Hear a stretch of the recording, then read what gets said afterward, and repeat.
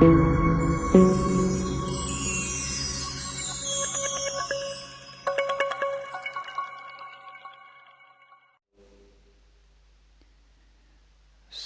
दी साजी निवाजी, गुरु रूप प्यारी, गुरु सवारी साध संगत जी। आप सारियां संगतां परमेश्वर दे द्वार ते पहुँच करके अपने जीवन दियां कुछ पल कुछ घड़ियां सफलियां करन दे यतन करते हाँ। जिथे परमेश्वर दे घर दे विच जीवन दी जांच उस दी पूरी व्याख्या सतगुरु महाराजियां दे घर विच कीती जाती है कि जिउना किवें है। दुनिया दे विच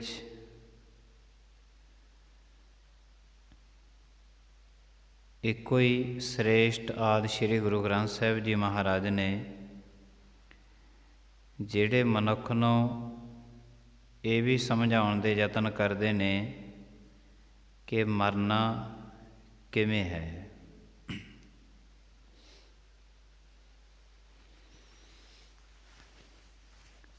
जीवन दे ढंग ते दुनिया दे बड़े मनुख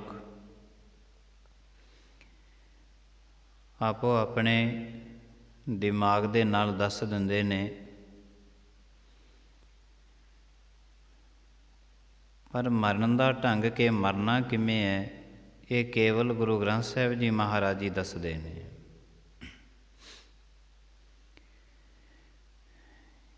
कि मरना ते सबने है, ऐसी करनी कर चलो हम हसै जग रोए। ऐसे कर्म संसार दे विचों करके जाओ जिहड़ा सारे दा सारा संसार मनुखा देही नूं चेते करदा रवे, उन्हां दे दर ते सीस झुकाउंदा रहे।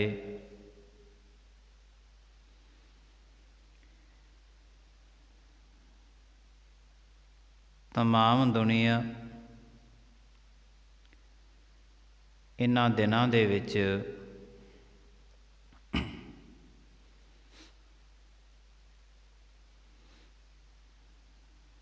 जो कि साहिब श्री गुरु गोबिंद सिंह जी महाराज उन्हां दे छोटे साहिबजादे बाबा जोरावर सिंह ਅਤੇ बाबा फतेह सिंह उन्हां दे अस्थान नूं अज दुनिया सजदा पई करदी है। तकरीबन 2.5-3 साल की उम्र सी बाबा फतेह सिंह दी जदों उन्हां दे माता जी छापने पंच भूत शरीर नूं छड्ड गए सन।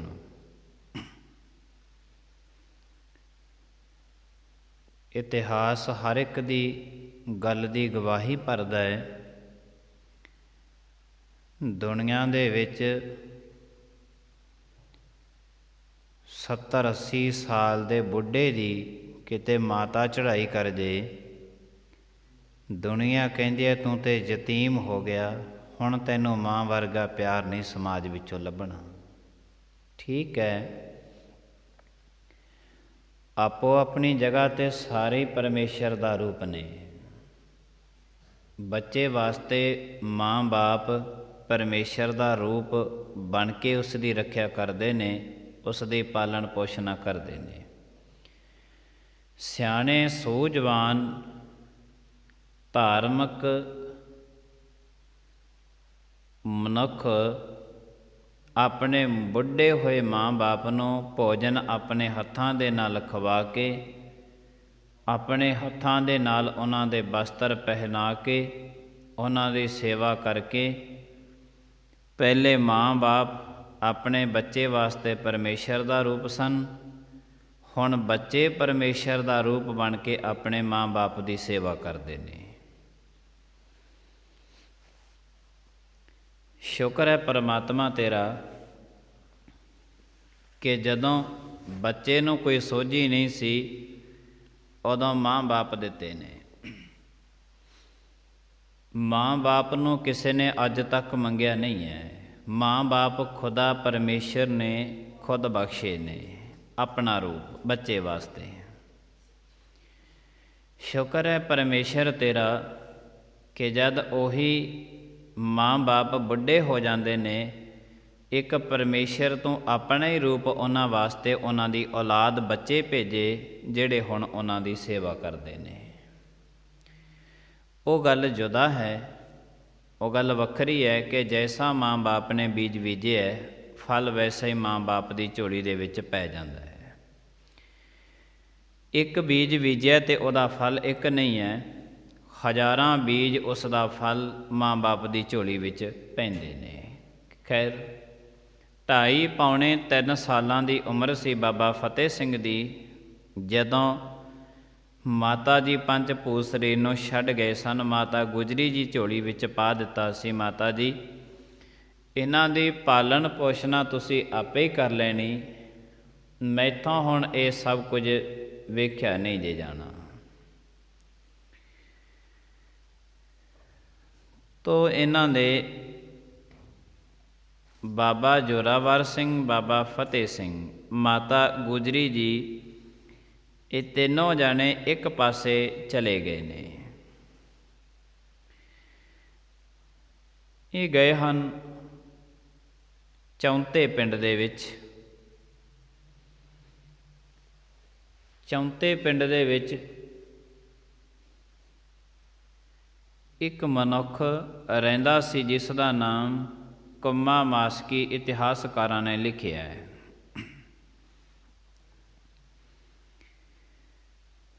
ਔਰ ਕੁੰਮਾ ਮਾਸਕੀ ਦੇ ਘਰ ਮਾਤਾ ਗੁਜਰੀ ਜੀ ਅਤੇ ਦੋਨੇ ਸਾਹਿਬਜ਼ਾਦੇ ਚਲੇ ਗਏ ਨੇ। ਬਹੁਤੇ ਦਿਨਾਂ ਤੋਂ ਕੁਛ ਖਾਧਾ ਪੀਤਾ ਨਹੀਂ ਹੈ, ਬਹੁਤੇ ਦਿਨ ਹੋ ਗਏ ਨੇ।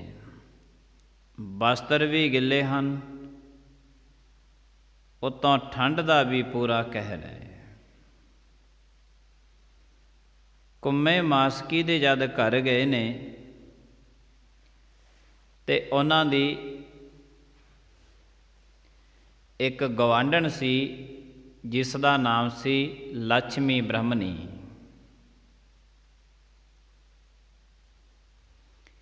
ਉਹਨੂੰ ਜਦ ਇਸ ਗੱਲ ਦਾ ਪਤਾ ਲੱਗਿਆ ਕਿ ਗੁਰੂ ਗੋਬਿੰਦ ਸਿੰਘ ਮਹਾਰਾਜ ਦੇ ਲਾਲ ਆਏ ਨੇ ਤੇ ਉਹ ਲక్ష్ਮੀ ਬ੍ਰਹਮਣੀ ਮਸਰਾਂ ਦੀ ਦਾਲ ਬਣਾ ਕੇ ਸਾਹਿਬਜ਼ਾਦਿਆਂ ਨੂੰ ਅਤੇ ਮਾਤਾ ਗੁਜਰੀ ਜੀ ਨੂੰ ਉਹਨੇ ਭੋਜਨ ਛਕਾਇਆ। ਲక్ష్ਮੀ ਬ੍ਰਹਮਣੀ ਨੇ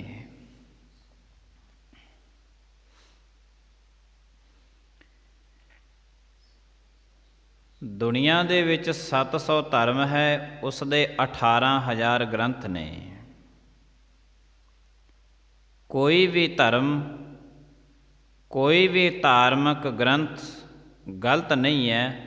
ਹਾਂ, ਉਹ ਗੱਲ ਵੱਖਰੀ ਹੈ ਕਿ ਕਿਸੇ ਧਰਮ ਦੇ ਵਿੱਚ ਮਨੁੱਖ ਦੀ ਜਿਹੜੀ ਨੀਅਤ ਹੈ ਉਹ ਮਾੜੀ ਹੋ ਸਕਦੀ ਹੈ, ਕਿਉਂਕਿ ਨਾਲ ਨਾਲ ਲੈਵਲ ਇਹ ਵੀ ਲੈਣਾ ਪਊਗਾ ਕਿ ਇਹ ਜਿਹੜਾ ਸਾਰਾ ਕੁਛ ਕਰਦੇ ਰਹੇ, ਕਰਦੇ ਕੌਣ ਰਹੇ ਨੇ? ਕੀ ਇਹ ਸਾਰੇ ਦੇ ਸਾਰੇ ਮਾੜੇ ਕਰਮ ਸਮਾਜਿਕ ਮਨੁੱਖਾਂ ਨੇ ਕੀਤੇ ਨੇ? ਕਦੇ ਨਹੀਂ ਹੈ।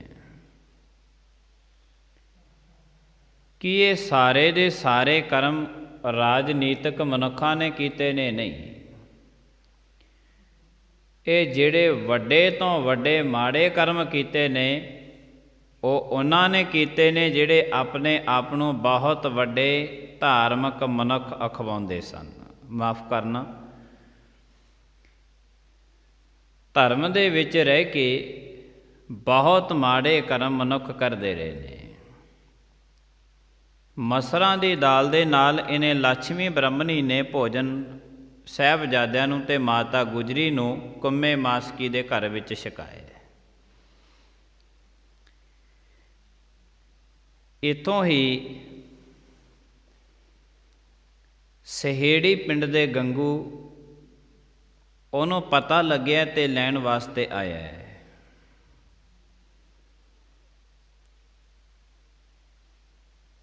ਔਰ ਇਹ ਪਿੰਡ ਦਾ ਨਾਮ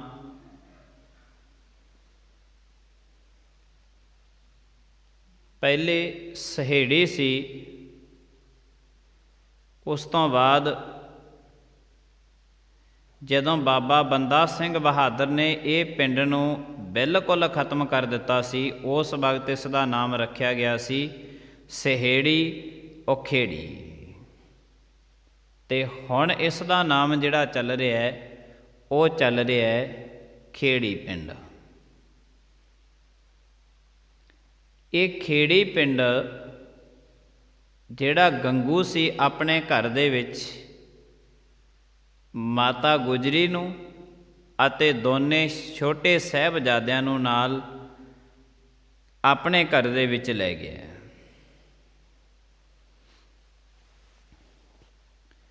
ਆਪਣੇ ਘਰ ਦੇ ਵਿੱਚ ਲਿਜਾ ਕੇ ਜਦ ਬੱਚਿਆਂ ਨੇ ਭੋਜਨ ਮੰਗਿਆ ਮਾਤਾ ਜੀ ਤੋਂ,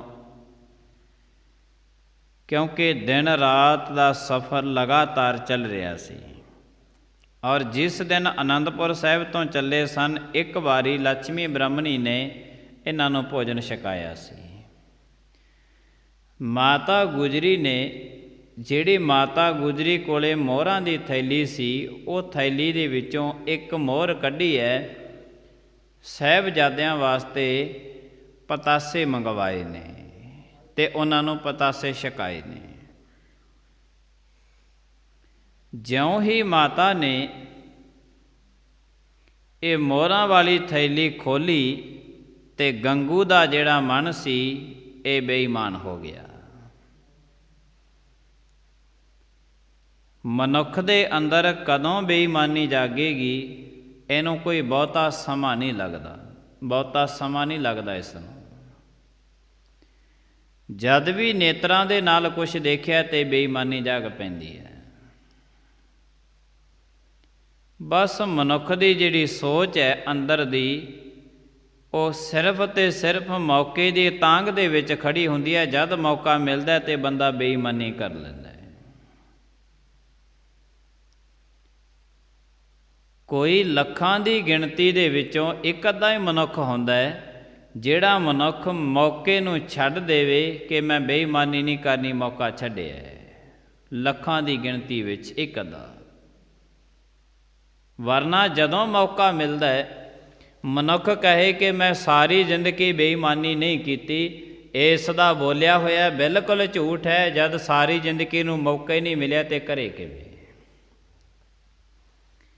ਸਾਰੀ ਜ਼ਿੰਦਗੀ ਝੂਠ ਨਹੀਂ ਬੋਲਿਆ, ਇਹ ਝੂਠ ਬੋਲ ਰਿਹਾ ਹੈ। ਇਹਨੂੰ ਝੂਠ ਬੋਲਣ ਦਾ ਕਦੇ ਮੌਕਾ ਮਿਲਿਆ ਹੀ ਨਹੀਂ।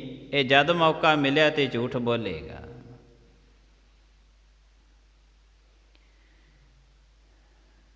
ਇਹ ਸਾਰੀ ਜ਼ਿੰਦਗੀ ਇਸਨੇ ਚੋਰੀ ਨਹੀਂ ਕੀਤੀ, ਇਹ ਝੂਠ ਬੋਲ ਰਿਹਾ ਹੈ। ਚੋਰੀ ਕਰਨ ਦਾ ਕਦੇ ਮੌਕਾ ਹੀ ਨਹੀਂ ਮਿਲਿਆ। ਜਿਨ੍ਹਾਂ ਨੂੰ ਜਿੰਨਾ ਮੌਕਾ ਸਮਾਜ ਦੇ ਵਿੱਚ ਮਿਲਿਆ, ਸਭ ਨੇ ਚੋਰੀ ਕੀਤੀ ਹੈ। ਜਿਹਨੂੰ ਮੌਕਾ ਮਿਲਿਆ ਉਹਨੇ ਕਿਸੇ ਦੀ ਜੇਬ ਕੱਟ ਲਈ, ਇੰਨਾ ਕੁ ਮੌਕਾ ਮਿਲਿਆ ਸੀ। ਜਿਹਨੂੰ ਮੌਕਾ ਮਿਲਿਆ ਉਹਨੇ ਆਪਣੀ ਸਟੇਟ ਵੇਚ ਦਿੱਤੀ। ਜਿਹਨੂੰ ਮੌਕਾ ਮਿਲਿਆ ਉਹਨੇ ਕੌਮ ਵੇਚ ਦਿੱਤੀ। ਜਿਹਨੂੰ ਜਿੰਨਾ ਮੌਕਾ ਮਿਲਿਆ ਉਹਨੇ ਸਾਰੇ ਦਾ ਸਾਰਾ ਦੇਸ਼ ਲੁੱਟ ਕੇ ਖਾ ਲਿਆ। ਗੱਲ ਤੇ ਸਿਰਫ ਇਕੱਲੇ ਮੌਕੇ ਦੀ ਹੈ। ਜਦ ਮੌਕਾ ਮਿਲਿਆ ਤੇ ਮਨੁੱਖ ਬੇਈਮਾਨੀ ਕਰਦਾ ਹੈ, ਝੂਠ ਮਾਰਦਾ ਹੈ, ਐ ਚੋਰੀ ਕਰਦਾ ਹੈ, ਸਭ ਕੁਛ ਕਰਦਾ ਹੈ। ਗੱਲ ਸਿਰਫ ਮੌਕੇ ਦੀ ਹੈ। ਜਿਨ੍ਹਾਂ ਨੂੰ ਜਿੰਨਾ ਮੌਕਾ ਮਿਲਿਆ, ਸਮਾਜ ਦੇ ਵਿੱਚ ਐਸੇ ਰਾਜਨੀਤਿਕ ਮਨੁੱਖ, ਸਮਾਜ ਦੇ ਵਿੱਚ ਐਸੇ ਸਮਾਜਿਕ ਮਨੁੱਖ, ਸਮਾਜ ਦੇ ਵਿੱਚ ਐਸੇ ਧਾਰਮਿਕ ਮਨੁੱਖ ਹਜ਼ਾਰਾਂ ਦੀ ਗਿਣਤੀ ਵਿੱਚ ਬੈਠੇ ਨੇ, ਜਿਨ੍ਹਾਂ ਨੂੰ ਜਿੰਨਾ ਮੌਕਾ ਮਿਲਿਆ ਤੇ ਉਹਨਾਂ ਨੇ ਦੇਸ਼ ਨੂੰ ਲੁੱਟਿਆ ਤੇ ਕੁੱਟਿਆ। ਬੇਈਮਾਨ ਹੋ ਗਿਆ ਗੰਗੂ ਮਾਇਆ ਦੇਖ ਕੇ। ਇਤਿਹਾਸ ਦੇ ਪੰਨਿਆਂ ਦੇ ਵਿੱਚ ਇਹ ਨੋਟ ਕਰ ਲੈਣਾ ਕਿ ਜਿਸ ਦਾ ਮਨੁੱਖ ਦਾ ਮਾਇਆ ਦੇਖ ਕੇ ਮਨ ਕਿਸੇ ਦੀ ਮਾਇਆ 'ਤੇ ਬੇਈਮਾਨ ਹੁੰਦਾ ਤਾਂ ਸਮਝ ਲੈਣਾ ਕਿ ਅਸੀਂ ਗੰਗੂ ਦੀ ਔਲਾਦ ਦੇ ਵਿੱਚੋਂ ਆ, ਸਮਝ ਲੈਣਾ। ਕਿਉਂਕਿ ਅਸੀਂ ਜੋ ਧਰਮ ਦੇ ਪੰਨੇ ਨੇ ਇਹਨਾਂ ਦੇ ਨਾਲ ਨਾਲ ਚੱਲਣਾ ਹੈ। ਕਿਸੇ ਦੀ ਮਾਇਆ ਦੇਖ ਕੇ ਮਨ ਬੇਈਮਾਨ ਹੁੰਦਾ ਤਾਂ ਸਮਝ ਲੈਣਾ ਕਿ ਅਸੀਂ ਗੰਗੂ ਹੀ ਹਾਂ। ਮਾਫ ਕਰਨਾ, ਰਾਤ ਦੇ ਸਮੇਂ ਇਹਨੇ ਗੰਗੂ ਨੇ ਸਾਰੀ ਦੀ ਸਾਰੀ ਥੈਲੀ ਚੁਰਾ ਲਈ ਹੈ ਮਾਇਆ ਦੀ, ਮੌਕਾ ਜੋ ਮਿਲਿਆ, ਕਿਉਂਕਿ ਪਤਾ ਸੀ ਕਿ ਹੁਣ ਸਾਰੀ ਦੀ ਸਾਰੀ ਮੁਗਲ ਸਰਕਾਰ, ਸਾਰੇ ਦੇ ਸਾਰੇ ਜਿਹੜੇ ਮੁਗਲ ਸਰਕਾਰਾਂ ਨੇ, ਪਹਾੜੀ ਰਾਜੇ ਨੇ, ਇਹਨਾਂ ਦੇ ਦੁਸ਼ਮਣ ਬਣੇ ਨੇ, ਹੁਣ ਕਿਹੜੇ ਕੁਛ ਬੋਲਣਗੇ। ਜਦ ਵੀ ਮਨੁੱਖ ਨੂੰ ਮੌਕਾ ਮਿਲਦਾ ਹੈ ਤੇ ਇੱਕ ਮੌਕੇ ਦੀ ਤਲਾਸ਼ ਵਿੱਚ ਰਹਿੰਦਾ ਹੈ ਕਿ ਕੋਈ ਮੈਥੋਂ ਕਮਜ਼ੋਰ ਮਨੁੱਖ ਮਿਲੇ, ਮੈਂ ਉਹਨੂੰ ਲੁੱਟਾਂ ਤਾਂ ਕਿ ਕਿਸੇ ਨੂੰ ਹੋਰ ਨਾ ਦੱਸ ਸਕੇ। ਕਮਜ਼ੋਰ ਦੀ ਹਮੇਸ਼ਾ ਭਾਲ ਦੇ ਵਿੱਚ ਰਹਿੰਦਾ ਹੈ। ਇੱਕ ਪਾਸੇ ਬੁੱਢੀ ਮਾਤਾ ਹੈ, ਇਹ ਵੀ ਕੁਝ ਨਹੀਂ ਕਰ ਸਕਦੀ। ਦੂਸਰੇ ਪਾਸੇ 7 ਤੇ 9 ਸਾਲ ਦੇ ਛੋਟੇ ਛੋਟੇ ਨਿਦਾਨ ਬਾਲਕ ਨੇ, ਇਹ ਬੱਚੇ ਵੀ ਕੁਝ ਨਹੀਂ ਕਰਨਗੇ। ਇਹ ਮੌਕਾ ਤਾੜਦਿਆਂ ਹੋਇਆਂ ਗੰਗੂ ਨੇ ਮੋਹਰਾਂ ਦੀ ਥੈਲੀ ਚੁਰਾ ਲਈ ਸੀ। ਇਤਿਹਾਸ ਦੇ ਪੰਨਿਆਂ ਦੇ ਵਿੱਚ ਜਿਹੜਾ ਮਨੁੱਖ ਕਿਸੇ ਦੇ ਧਨ ਦੌਲਤ ਦੇਖ ਕੇ ਕਿਸੇ ਦਾ ਮਨ ਬੇਈਮਾਨ ਹੁੰਦਾ ਹੈ ਤਾਂ ਇਤਿਹਾਸ ਦੇ ਹਿਸਾਬ ਨਾਲ ਲਾ ਲੈਣਾ ਕਿ ਅਸੀਂ ਕੌਣ ਹਾਂ। ਜਦ ਸੁਬਾਹ ਹੋਈ, ਮਾਤਾ ਜੀ ਨੇ ਥੈਲੀ ਦੇਖੀ ਮੋਹਰਾਂ ਵਾਲੀ, ਐ ਗੰਗੂ, ਜੇ ਤੈਨੂੰ ਮਾਇਆ ਦੀ ਲੋੜ ਸੀ ਤੇ ਸਾਥੋਂ ਮੰਗ ਕੇ ਲੈ ਲੈਂਦਾ, ਥੈਲੀ ਕਿਉਂ ਚੁਰਾ ਲਈ?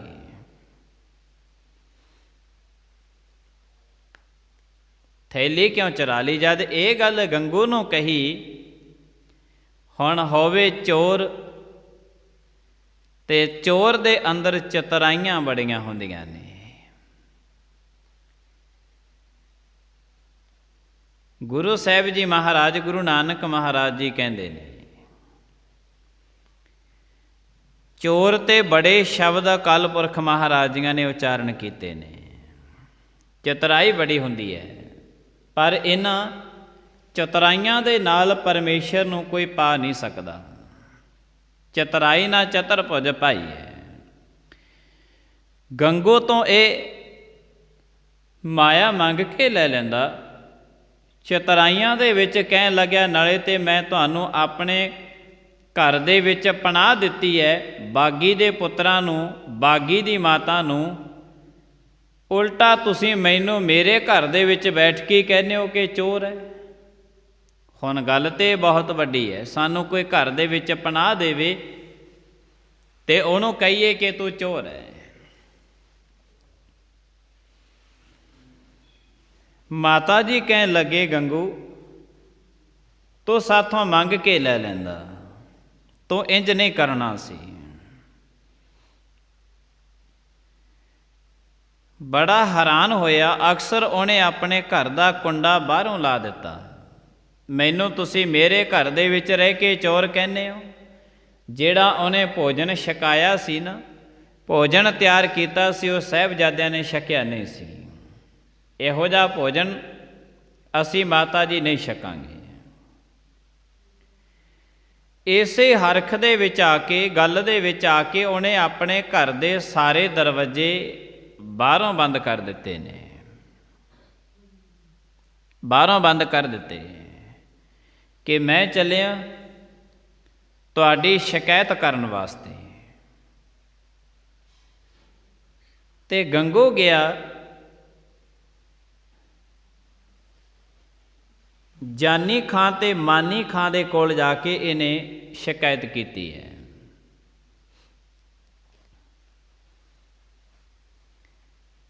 ਕਿ ਜਿਹੜੇ ਬਾਗੀ ਗੁਰੂ ਗੋਬਿੰਦ ਸਿੰਘ ਨੇ, ਉਹਨਾਂ ਦੀ ਬੁੱਢੀ ਮਾਤਾ ਅਤੇ ਉਹਨਾਂ ਦੇ ਛੋਟੇ ਸਾਹਿਬਜ਼ਾਦੇ ਮੇਰੇ ਘਰ ਦੇ ਵਿੱਚ ਇਸ ਵਕਤ ਮੈਂ ਉਹਨਾਂ ਨੂੰ ਕੁੰਡਾ ਲਾ ਕੇ ਆਇਆ, ਤੇ ਤੁਸੀਂ ਉਹਨਾਂ ਨੂੰ गिरफ्तार कर लो। मुगल सरकार हकूमत इसे तांग दे विच सी कि कोई ना कोई ऐसा सुराख मिले जिस दे नाल गुरु गोबिंद सिंह महाराज नूं पकड़िया जावे। उत्ते टुकड़ियां बना बना के कोने कोने ते फौजां ला रखियां सी।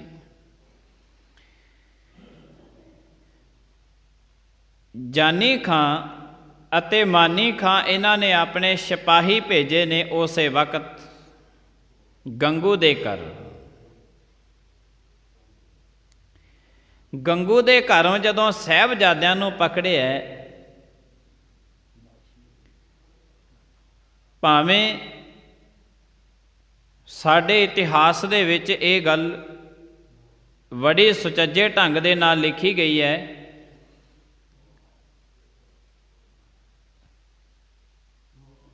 कि साहिबजादियां नूं वजीर खां ने बड़े तसीहे दिते सन, पर जदों जानी खां ते मानी खां दे सिपाही पकड़ के लगे सी, ये इतिहासकार कोई विरला ही वांझा लिखदा है कि उन्हां नाल, क्योंकि जानी खां ते मानी खां मुगल सरकार दे छोटे अफसर सन ते ये भी चाहुंदे सन कि असीं इन्हां दोने साहिबजादियां नूं ते माता जी नूं इस्लाम कबूल करवा दईए तां कि सानूं सरकार वल्लों बहुत वड्डा इनाम की प्राप्ति होवे। वजीर खां दी कचहरी विच जाके तसीहे नहीं मिलने शुरू होए सन, ये ते उस तो पहले ही शुरू हो गए सन जदों जानी खां ते मानी खां गंगू दे घरों साहिबजादियां नूं लैण आए ने। बहुत सारिਆਂ ने कहा, कहंदे इथों रथ ते बिठा के लगाए ने, कोई इतिहासकार लिखदा है भी इथों गड्डियां ते बिठा के लगाए ने। हुण बागी दे पुत्र वो मुगल सरकार नूं तां मसां लभे सी, उन्हां नूं पकड़न वास्ते उन्हां नूं रथां ते क्यों बिठाउणगे? बागी दे पुत्र नूं, बागी दी माता नूं, ਜਿਹੜੇ सारी दी सारी मुगल सरकार दे नाल इक्को ही ते परिवार सी टक्कर लैण वाला।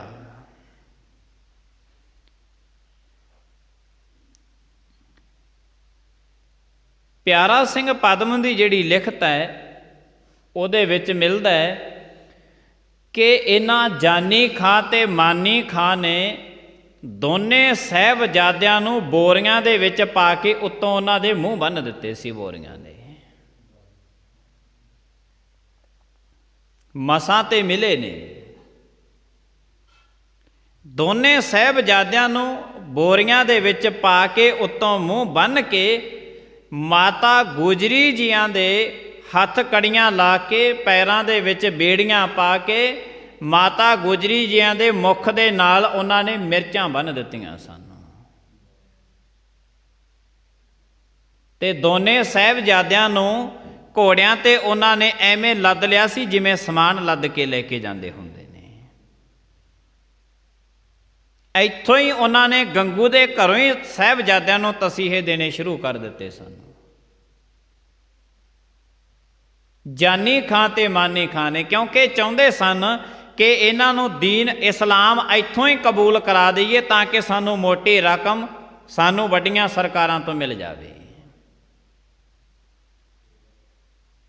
ते इन्हां ने जानी खां ते मानी खां ने इन्हां दोनां ने इंज ही बन के साहिबजादियां नूं मोरिंडे थाणे दे विच ले गए ते मोरिंडे थाणे दे विच इन्हां नूं बोरियां दे विच बन के सारा दिन साहिबजादियां नूं उत्थे जेल दे विच रखिया गया सी।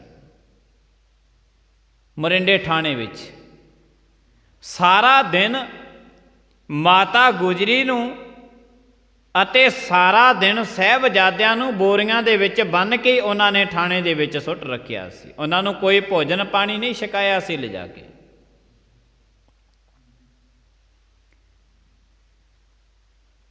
जानी खां ते मानी खां उन्हां नूं कोई भोजन पानी नहीं छकाया, सारा दिन बोरियां दे विच बन के थाणे दे विच सुट्टी रखी।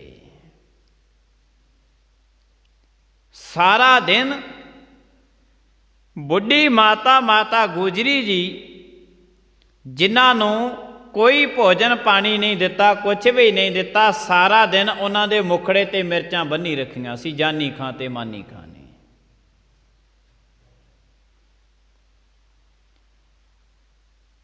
ये जेड़े असीं अपने पुत्रां नूं अपनी गोद दे विच चाक चक के लाड लड़ाउने आ ना, ये लाड लड़ाउने किते एवें नहीं मिल गए सी, एवें नहीं मिले सी। वो गल वखरी है कि अज दा मनुख 2-4 दिनां दे ठंड की पैन लग जे, ए मनुख सारा कुछ करना छड्ड दिंदा है। चलो तड़के उठ के इशनान करना भी छड्ड देओ, गुरुद्वारे की है, इन्नी ठंड है 2-4 दिन ना जावांगे तो फिर की हो जाऊगा, छड्ड दिंदा है। कोई गल नहीं, जिन्हें छड्डना छड्डो, पर चेते करया करो जद तुहाडे लाड अपने हत्थां दे विच खिलाउने हो ना, जे बाबा जोरावर सिंह बाबा फतेह सिंह उन्हां नूं सारा दिन बोरी दे विच बन के जानी खां ते मानी खां मोरिंडे ठाणे विच ना रख दे, अज किसी दी गोद दे विच लाल नहीं खेडने सी। नोट कर लिया करो। जे कदी बुढ़ी माता माता गुजरी जी सारा दिन लगातार उन्हां दे पैरां दे विच बेड़ियां पाईयां, हत्थां दे विच हत्थ कड़ियां लाईयां, मुखड़े ते मिर्चां बन्नियां होईयां ने, जानी खां ते मानी खां ने सारा दिन लगातार माता नूं ठाणे दे विच रखिया होया सी। ते पुत्र भी ये नोट कर लैन कि फिर ये माता दी गोद दा निग कदे पुत्रां नूं भी नहीं मिलना सी। जानी खां ते मानी खां ने सारा दिन साहिबजादियां नूं रखिया है और तूत दियां छटियां लैके बोरी दे विच बन्ने हुए साहिबजादियां दे छटियां भी मारते रहे ने सारा दिन, क्योंकि वो किसी ना कोई कर्म करके चाहते सन कि वड्डियां सरकारां तो कोई वड्डा इनाम प्राप्त असीं कर सकीए। छोटे अफसर सी जानी खां ते मानी खां, वो इसे तांग दे विच सन। ये जद सारा दिन इन्हें जानी खां ते मानी खां ने तसीहे दिते ने, पर साहिबजादे अते माता गुजरी जी इन्हां ने बिल्कुल इनकारी हो गए कि असीं किसी भी कीमत ते इस्लाम कबूल नहीं करांगे। और चेते रखना कि किसी धर्म दे नाल वैर विरोध किसी गुरु गोबिंद सिंह महाराज ने कदी नहीं कीता सी। साडे विच ते दूसरिਆਂ ਦੇ धर्म बचाउण वास्ते गुरु तेग बहादुर साहब महाराज अपने सीस का बलिदान दिंदे ने। तो इत्थों स्पष्ट हुंदा है कि दुनिया ते कोई भी धर्म माड़ा नहीं है, उस धर्म दे विच किसी भी धर्म दे विच माड़े बंदे जरूर पैदा हो जाते हैं, बंदियां दी नीयत माड़ी हो जाती है, धर्म कोई माड़ा नहीं है। जानी खां ते मानी खां ने मोरिंडे ठाणे दे विच साहिबजादियां नूं माता गुजरी जी नूं सारा दिन तसीहे दिते ने, जद ना मन्ने ते फिर इन्हां नूं मजबूरी वस सरहंद वजीर खां दी कचहरी दे विच ये सुनेहा भेजना पिया कि जेड़े गुरु गोबिंद सिंह महाराज बागी दे पुत्र बाबा जोरावर सिंह बाबा फतेह सिंह अते बुढ़ी माता गुजरी जी वो साडी कैद दे विच ने, तुसीं हुक्म करो कि उन्हां दा करना की है। अगे फिर इन्हां ने जानी खां ते मानी खां मोरिंडे जेल दे विचों थाणे दे विचों लैके सरहंद वल इन्हां साहिबजादियां नूं अते माता गुजरी जी नूं भेजदे हन।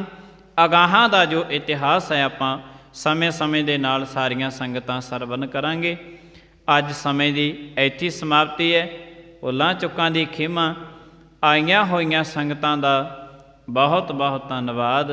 गुरु साहिब जी महाराज किरपा करन। ਪ੍ਰੇਮ ਸਤਿਕਾਰ ਦੇ ਨਾਲ ਸਾਰੀ ਸੰਗਤ ਬੁਲਾਇਓ। ਫਤਿਹ।